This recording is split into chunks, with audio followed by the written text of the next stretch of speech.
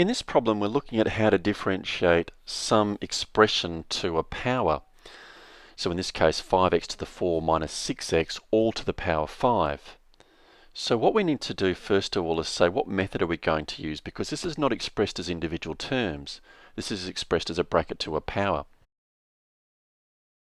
One option is to consider the product rule. Now this is a bracketed expression raised to the power 5.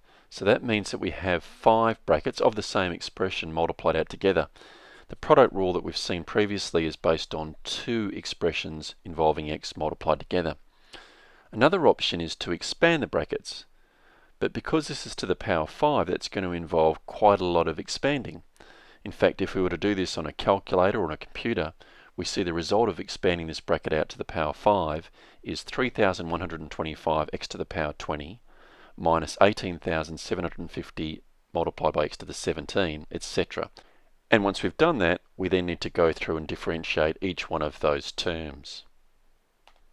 A quick way to do this process of differentiation for a bracketed term to a power is called the chain rule. We won't develop this method here, but what we will do is look at the final summary that helps us solve this problem. So the first thing we do is we look at the expression inside the bracket. 5x to the 4 minus 6x, and we define that as f at x. So basically what we do is we take what's in the bracket and define it as a single block, and that whole bracket is raised to the power 5. The next thing to do now is differentiate that whole bracket. So we put the power of the bracket 5 out the front, we drop the power of that bracket to 4, but the next thing that's important with the chain rule is we actually differentiate what's inside that bracket. We can see here in red that's represented by f dash at x, and that's multiplied by the original derivative of the bracket 5f at x all to the power 4. Let's see how that applies to our original example.